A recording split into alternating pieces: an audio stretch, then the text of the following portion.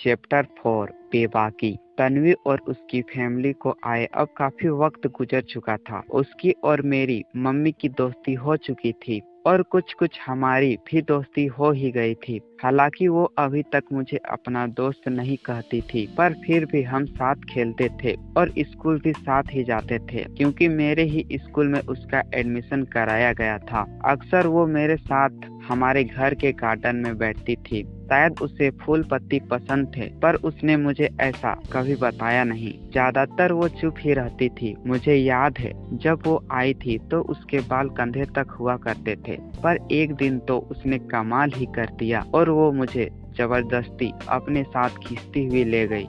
अरे बताओ तो सही, तुम मुझे ले कहाँ जा रही हो?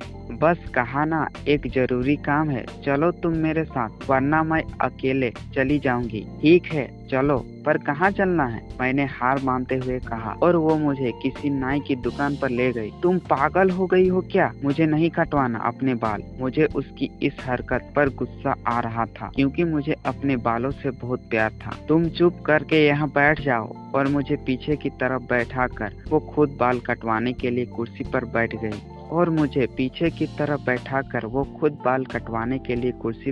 गई। मैं उसे हैरत से देखता रहा कि ये लड़की पागल हो गई है। 15 मिनट के बाद वो एक नए रूप में मेरे सामने हाजिर थी। चलो घर चले। ये क्या करा लिया तुमने? क्या तुम्हारे मम्मी पापा डांटेंगे नहीं तुम्हें? कंधों तक लहराते बाल अब छोटे छोटे होकर वाई कट हो गए थे। कपड़े तो वो पहले ही लड़के जैसी पहनती थी, इसलिए अब आधा लड़के जैसे ही दिखने लगी थी। हम दोनों की पॉकेट मनी मिलाकर नाई की फीस अदा कर दी गई थी। मुझे परवाह नहीं, उसने कंधे उचकाए। उसके बारे में मैंने एक चीज तो नोटिस की ही थी कि जैसे जैसे उसकी उम्र बढ़ती जा रही थी, वो बेबाक होती जा रही थी, बस अपने मन की करती, और एक अजीब सा चिड़चिड़ापन उसकी नेचर में शामिल होता जा रहा था। किसी से सीधे मुंह बात न करना, कोई उससे कुछ कहे तो उसकी तरफ काट खाने को दौड़ना, और कभी कभी तो वो मुझे भी इग्नोर कर देती, जैसे वो मुझे जानती ही नहीं हो। पर मैं दिल के हाथों मजबूर था। मुझे उसकी कोई बात बुरी ही नहीं लगती थी,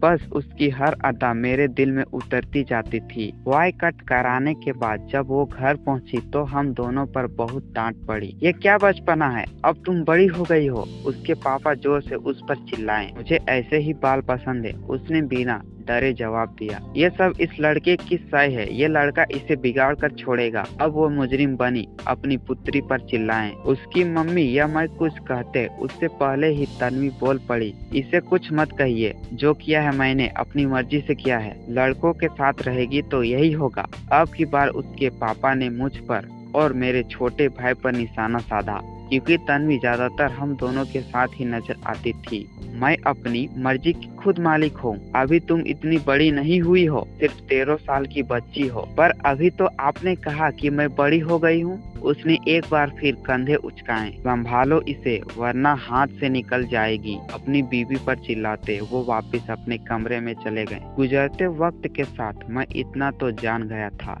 कि वो अपने पापा को पसंद नहीं करती थी, और जब मैं उससे इस बारे में कुछ बात करता तो वो कभी जवाब नहीं देती, बस चुप हो जाती। पर एक दिन उसने मुझे सब बताया।